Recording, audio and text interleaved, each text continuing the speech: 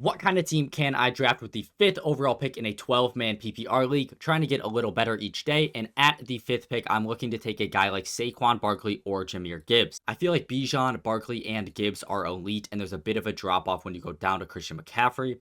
However, if your draft does go Jamar Chase, Bijan, Barkley, then Gibbs, which I have had happen before, don't be afraid to take a guy like Justin Jefferson right there. I am feeling a little bit better about Justin Jefferson after that first Vikings preseason game. Although there was not a ton of film on JJ McCarthy, I did like what I did see from him. So I am feeling a little bit better about Justin Jefferson. Okay, interesting board. We had Jamar Chase go 1, CeeDee Lamb go 2, Bijan, and then Barkley. Therefore, we are left with a Justin Jefferson or a Jahmyr Gibbs. Here I am going to take Jahmyr Gibbs. I do like him better than Justin Jefferson this year. But now here is where the 105 gets interesting. I had to run multiple drafts with this because I kept messing up my picks. For example, your next pick is pick 20, okay?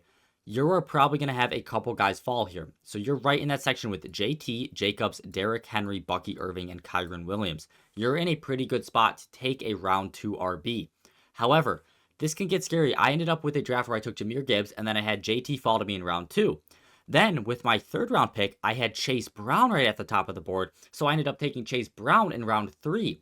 At this point, I had Jahmyr Gibbs, JT, and Chase Brown. I went running back, running back, running back, and my running back room was insane. However, what I didn't account for is at the 105, your 4th round pick is going to be like right here with Kamara, Hubbard, Connor, and Brees Hall right all at the top of the board. So you're basically primed to take a running back in the 4th round of this draft. However, I was sitting here, I couldn't even pick a running back in the 4th round because I had just taken 3 running backs in a row. So I had to go down the board, and I ended up with a guy like Marvin Harrison Jr. as my wide receiver 1, and I just did not like this. So be careful with your 2nd and 3rd round pick, especially if you do go with a running back in the 1st round. However, it is looking like I am going to have a elite wide receiver fall to me here. BTJ is on the board, AJ Brown is on the board, and Drake London is on the board. Okay, so we're going to get our choice between AJ Brown and Drake London. Jonathan Taylor is also a great pick here as well. However, at the 105, I know it can be very tempting to take a running back here.